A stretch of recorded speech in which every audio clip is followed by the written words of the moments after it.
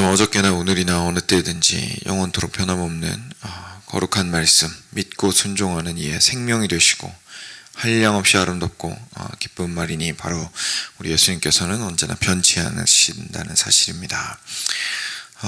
좀 찬양을 통해서 저희의 마음을 고백하였던 것과 같이 성경에서 저희가 발견하는 예수님의 그 모습들이 오늘 우리의 각자의 삶 가운데에도 동일하게 적용됨을 기억하고 참 주님께 너무 감사하게 됩니다. 아버지 하나님, 베드로가 3번 주님을 부인하였을 때에도 예수님께서 그 끝에 용서하시고 그를 품어주셨고 제자들을 오히려 위로하셨던 것들을 기억합니다. 하나님께서 엠마오 도상에 있는 제자들이 혼란 가운데 있을 때에 그들에게 나타나셔서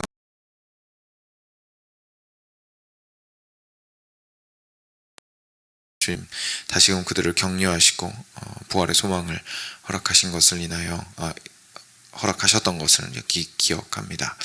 하나님 아버지, 저희가 오늘을 살아감에 있어서 정말 이런 생생한 주님의 위로와 격려가 말씀을 통하여 있기를 간절히 원합니다. 말씀에 기록된 내용들이 지나간 일로 저희들에게 다가오는 것이 아니라 또한 저희와 무관한 일로 다가오는 것이 아니라 정말 우리 삶 가운데 우리에게 위로하시고 손을 얹으시고 마음을 함께 하시고 함께 식사하시고 디베라 바닷가에서 고기를 구워주시는 정말 예수님의 그런 모습으로 저희들에게 와 닿아서 좀 저희 오늘의 삶을 능히 살아갈 힘을 얻게 하시기를 간절히 간구드립니다. 주님, 이 아침에 말씀이 그런 역할을 하게 되기를 기대하고 소망합니다. 아버지, 오늘도 말씀하여 주시옵소서. 우리가 듣겠습니다. 감사하며 사랑하는 예수님 이름으로 기도드렸습니다. 아멘.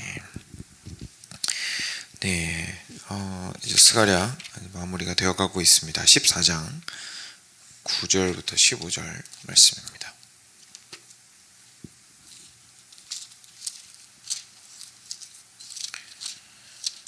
스가랴 14장 9절부터 15절 같이 교독하겠습니다. 제가 먼저 한절 읽겠습니다.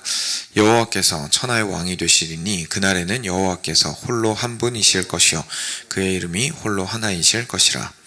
온 땅이 아라바와 같이 되되 게바에서 예루살렘 남쪽 림몬까지 이를 것이며 예루살렘이 높이 들려 그 본처에 있으리니 베냐민 문에서부터 첫 문자리와 성 모퉁이 문까지 또 하나넬 망대에서부터 왕의 포도주 짜는 곳까지라. 사람이 그 가운데에 살며 다시는 저주가 있지 아니하리니 이 예루살렘이 평안히 서리로다.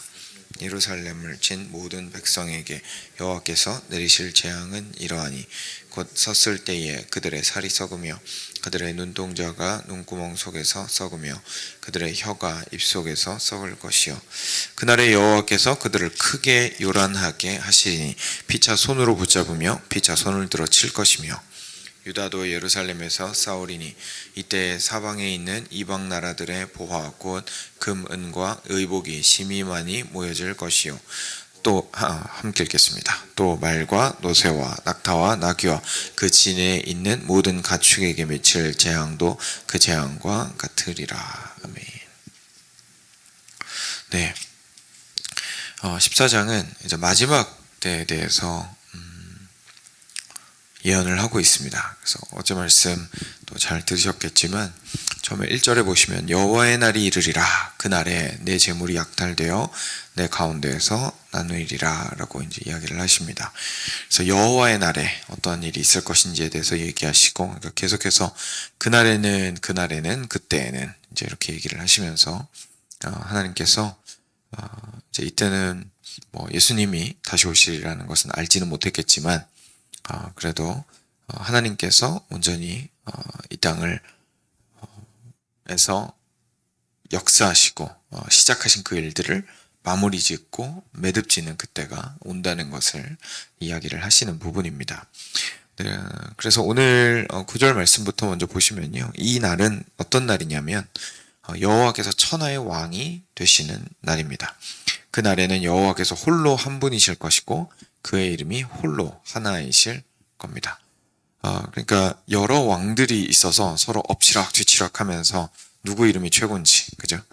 지금 시대는 거의 뭐 기업들끼리 그러고 있죠. 기업들끼리 엎치락 뒤치락 하면서 누가 지금 제일 먼저 최고의 부자가 되는지, 제일 시가총액이 높은 기업이 되는지 이런 걸로 이제 엎치락뒤치락하면서 싸우고 하는 것처럼 계속해서 이름이 바뀌고 계속해서 시대가 지나면서 또 한 세대를 다스렸던 왕조나 기업이나 그 권력가가 이제 그 이름을 다 하고 쓰러지고 또 새로운 이름들이 드러나고 하는 그런 일들이 다시는 있지 않겠다는 얘기죠. 그런 일들이 일어나지 않고 이제는 하나님께서 오직 천하의 왕이 되셔서 엎치락뒤치락 할 것 없이 온전히 정말로 가장 높은 자리에 명확하게 누가 보아도 확실한 왕이 되셔서 당신의 이름이 홀로 드러나시게 될 것이다 라고 이야기를 합니다.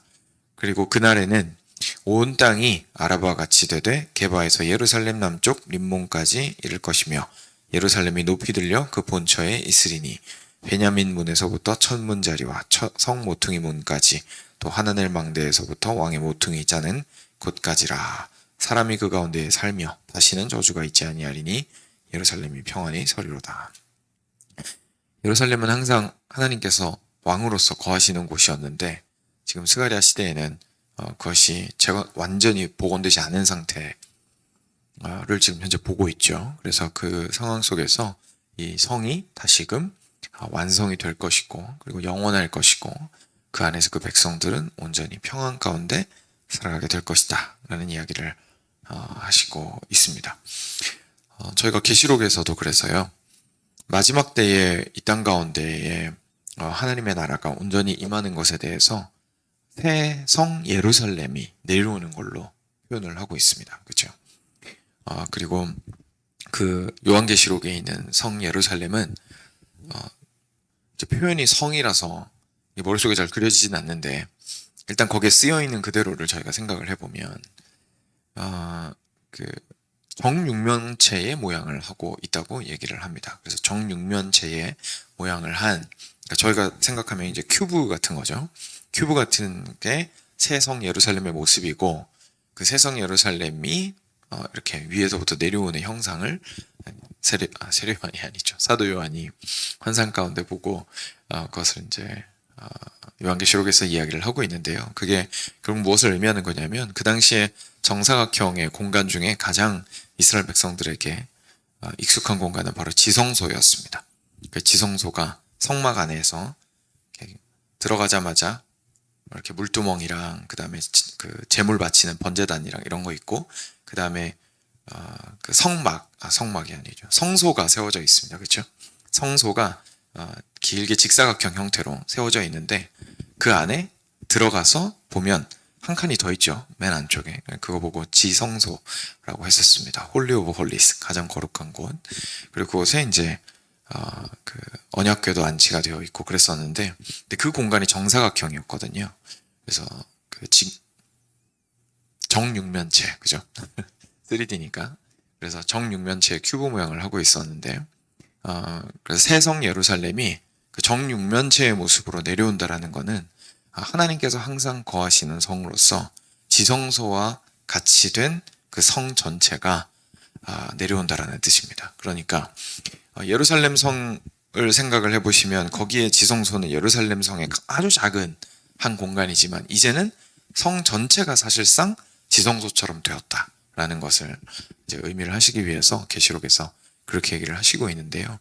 그런 것처럼 하나님께서 온전히 한 이름으로 완전히 왕이 되셔서 그 땅을 다스리시는 왕이 되십니다 라는 이야기를 하고 있으신 겁니다.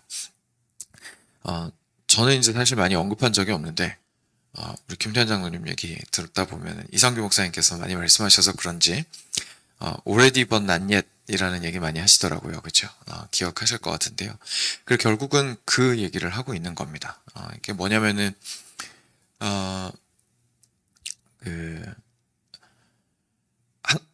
예수님께서 처음에 오셨을 때 회개하라 천국이 가까이 왔느니라 라고 이야기하셨고, 그리고 얘가 사탄의 권세가 땅에 떨어지는 것을 보느냐라고 이야기를 하시면서 이제 실제로 예수님이 이 땅에 오심으로 말미암아 사탄의 권세는 땅에 떨어졌고 실제로 하나님의 나라는 임하였고 예수님의 십자가 죽음과 부활을 통하여서 죽음에 대해서 완전히 승리하셨다라는 것을 선포를 하신 겁니다.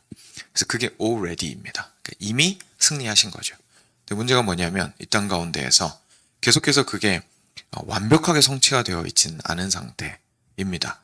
왜냐하면 그 완벽한 날은 하나님의 경륜 가운데 마지막 날에 완성하기로 작정하셨기 때문입니다. 그래서 그날은 빅토리 데이죠. 빅토리 데이는 조금 더 기다려야 오는 거죠. 그래서 이미 전쟁의 승세는 완전히 기울었고 적장도 완전히 죽진 않았지만 그래도 거의 반박살이 난 상태입니다.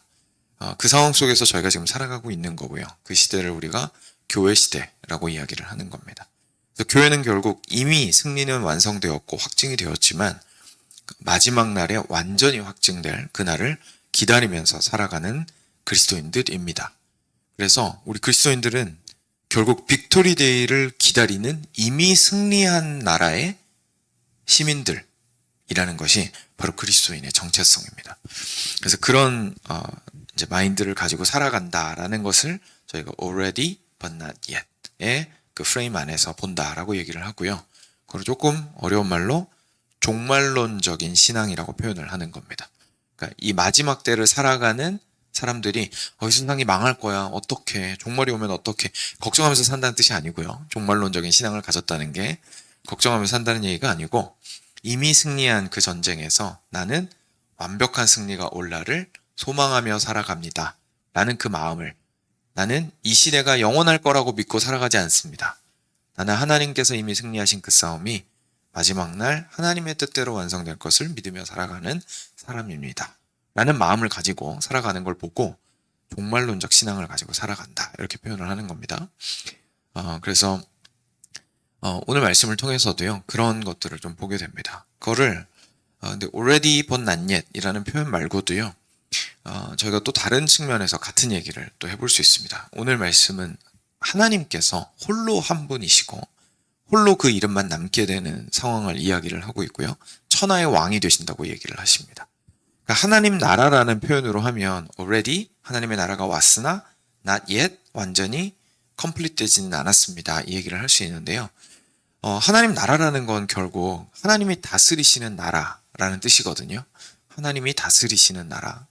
그러니까 하나님이 왕이 되시는 나라라는 뜻입니다. 근데 처음에 예수님께서 이 땅 가운데 오셨을 때에 일어난 일은 하나님께서 사실상 이 땅 가운데에서 다스리시는 분으로서 계시고 있으신 겁니다. 그러니까 더 쉽게 말하면 우리식으로 얘기하면 왕의 권리를 가지신 분이라는 겁니다. 그러니까 뭐 이런 경우 있잖아요. 제가 막 역사를 세세하게 잘 알지 못해서 지금 누가 그랬는지 가물가물한데 왕의 자제들 중에서 이렇게 숨겨진 아들들이 있잖아요. 이렇게 뒤에서 왜냐하면 전쟁 나고 그 다음에 막 이렇게 쿠데타 일어나고 막 이래가지고 왕의 혈통을 지킨다고 막 유모 이런 사람들이 왕 빼가서 지키고 있고 막 이런 케이스들이 우리나라만이 아니라 이렇게 여러 나라 역사들 보면 영국이나 이런데 그런 이야기들이 흥미진진하게 펼쳐지는 부분들이 있지 않습니까? 그리고 나서 나중에 이제 신복들이 모여가지고 이제 거기 뒤에서부터 이제 새로 나라를 일으키게 되고 진짜 순수 왕의 혈통은 우리 이분이십니다. 막 이러면서 나오는 이야기들이 전설이든 이제 실 역사에서든 저희가 좀 찾아볼 수 있는 것 같은데 약간 그런 것처럼요. 실제로 예수님께서 이 땅 가운데에서 권리로서 왕의 권리는 예수님이 이미 쥐고 계신 상황인 거죠. 그래서 누가 뭐라고 해도 저희가 적자라고 표현하죠. 왕의 혈통이 합당하고 온당하게 흘러가야 할 분은 당연히 예수님이신 거예요. 그런데 이 땅 가운데에서는 공중 권세 잡은 자가 여전히 판을 치고 있죠. 그러니까 하나님께서 허락을 하셔서 실제 왕의 권위는 예수님이 가지고 계시지만 왕 노릇을 사탄이 당분간 하도록 내버려 두신 겁니다. 그런데 이것이 계속 이런 상태로 가는 것이 아니라 실질적인 왕위에 등극하시는 날이 온다는 얘기입니다. 그래서 그것이 하나님의 나라가 다시 오는 그날, 빅토리 데이, 그날이 되는 거고요. 그날이 되면 우리 예수님께서 권한만 가지고 계시고 모두가 인정하지는 않고 있고 네가 무슨 왕이야? 나는 그런 얘기 들어본 적도 없는데? 라고 하는 상황이 벌어지던 시기는 지나고 모두가 인정할 수밖에 없는 왕으로서 예수님께서 우리 가운데 다스리러 오신다라는 것을 오늘 같은 말씀들을 통해서 저희가 보고 깨닫게 됩니다. 이때에 저희의 삶을 좀 돌이켜 보면요. 그래서 마침 저희가 지난주는 저희 선교사님이 오셔서 설교하셨고 그 전주에 신자 안에 내재하는 죄에 대해서 좀 살펴보았습니다. 그렇죠? 그것도 비슷한 맥락에서 생각을 하시면 이해하기가 쉬우실 겁니다. 그러니까 우리 안에 이미 하나님의 다스리심은 이루어졌습니다. 근데 이때 이루어졌다라는 건요, 더 정확하게 말하면 시작되었다는 거죠. 예수님께서 여전히 권리는, 우리 마음에 대한 권리, 우리 영혼에 대한 권리, 우리 인생에 대한 왕으로서의 권리는 이미 취득하셨습니다. 왜냐하면 값을 다 지불하셨거든요. 그리고 저희를 당신의 자녀로 삼아 주셨거든요. 그러니까 이거는 저희가 노력하니 안 하니의 문제가 아닙니다. 내가 노력 안 하고 내가 좀 상태가 안 좋고 내가 감정적으로 떨어지고 이런다고 해서 갑자기 자녀가 안 되었다가 갑자기 또 내가 상태 좋으면 다시 자녀 되었다가 이런 게 아닙니다.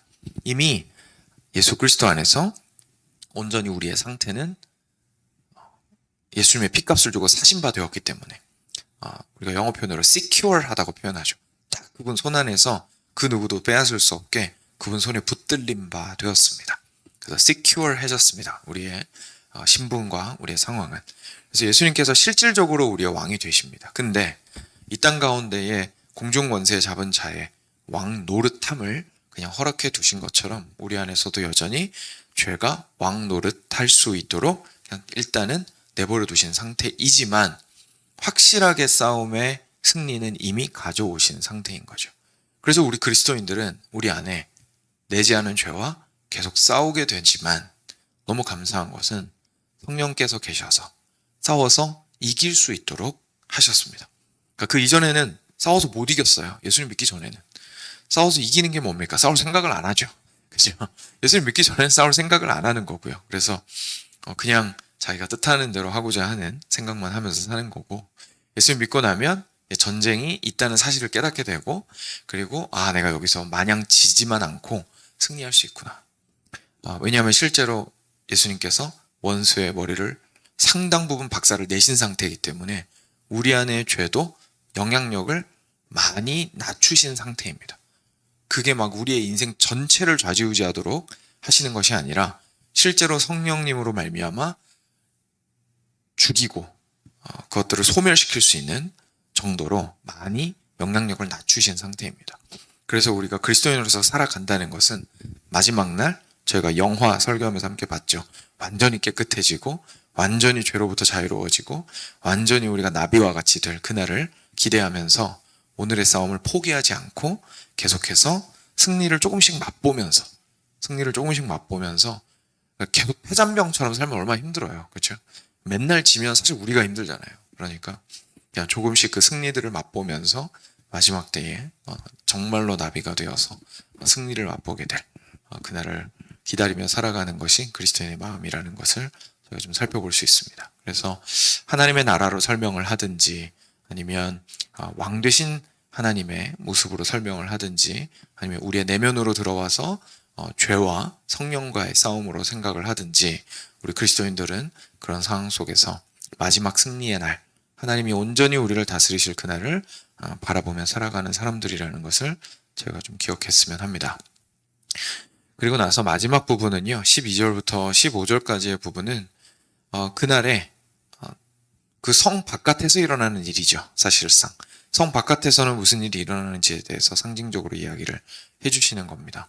그러니까 실제로 적이 괴멸되고 그동안 하나님을 대적하였던 원수들은 완전히 소멸되게 되고 고통을 당하게 될 것에 대해서 이야기를 하시고 있습니다. 그래서 하나님의 왕되심이라는 것은요, 결국 하나님께서 그 예루살렘 성으로 표현하신 하나님의 다스리심을 기뻐하는 사람이 되느냐, 아니면 하나님의 다스리심을 싫어하고 미워하고 그분의 왕되심을 자꾸 거부하고 밀어내느냐의 싸움입니다. 지금은 두 세력이 공존하고 있기 때문에 실지 왕이신 우리 예수님과 왕 노릇을 자기가 그래도 당분간은 왕 노릇 할 수 있으니까 즐기면서 하고 있는 사탄과의 싸움, 그리고 우리 안에 성령님과 죄와의 싸움이니까 지금은 왠지 편들면 괜찮을 것 같은 거예요. 엎치락뒤치락 하고 있으니까 지금은 왠지 죄의 편을 들든 사탄의 편을 들든 세상의 편을 들어도 이길 수도 있잖아요. 그렇죠? 이길 수도 있지 않습니까? 그리고 그쪽이 이겼을 경우에 내가 기쁜 것도 있는 거예요. 내 육신이 즐거웠을 때, 내 죄악된 본성이 즐거웠을 때 분명히 내가 즐거워하는 부분들이 있거든요. 그러니까 엎치락뒤치락 한다고 생각을 하니까 자꾸 편을 은근슬쩍 이쪽을 드는 거죠. 그러니까 이쪽 손 들면 왠지 이렇게 두 가지 기쁨을 다 내가 취할 수 있을 것 같으니까. 그런데 우리가 마지막 때에 어떻게 역사가 완성되는지를 생각해 본다면 확실하게 승리는 정해져 있다. 죄는, 공중권세 잡은 자는, 내 안에 나를 어지럽게 하는 죄악된 마음은 절대로 승리하지 못하고 반드시 파멸되고, 그리고 그것이 단지 파멸될 뿐만 아니라 그 존재 자체가 고통 가운데에서 있게 된다라는 사실, 실패하고 패배하게 된다라는 사실을 기억하게 되면 오늘 내가 누구 편을 들어야 하는지가 사실 조금 더 선명해지게 되는 겁니다. 그래서 그런 종말론적인 신앙을 가지고 마지막 때의 최종 승리는 주께 있고, 내가 지금 좀 마음이 혹해가지고 손들어주고 싶은 세상의 방법과 나의 죄악된 본성의 방법과 사탄의 길은 분명히 패배하고, 오히려 단지 패배하고 끝나는 것이 아니라 고통과 파멸 가운데로 들어가게 된다는 것을 기억하고 오늘의 삶을 지혜롭고 현명하게 주의 다스리심 아래에 두는 것이 우리가 그리스도인으로서 살아가는 가장 지혜롭고 고귀한 길일 겁니다. 그래서 사랑하는 여러분, 저희가 오늘 말씀을 보면서요, 그 사실을 기억했으면 좋겠습니다. 하나님의 다스리심이 우리 삶 가운데에서 이루어진다라는 얘기는 어떤 영역도 하나님 앞에서 사실상 숨길 수 없다는 뜻입니다. 왕의 통치에 포함되지 않는 영역은 없죠. 왕 앞에서 사실상 프라이버시 같은 건 없습니다. 그죠? 그래서 우리가 우리의 삶을 하나님 앞에 100% 내어놓고 우리를 이미 당신의 자녀와 백성 삼아주신 것에 감사하면서, 동시에 지금은 엎치락뒤치락하는 시대를 살고 있지만 마지막에 완전히 승리와 왕되심을 선포하실 그분을 기대하고 고대하는 종말론적인 신앙을 우리 가운데 주시기를 위해서 저희가 함께 소망하고 그렇게 살아나가기를 또 다짐하는 기도들을 드렸으면 좋겠습니다. 함께 기도로 들어가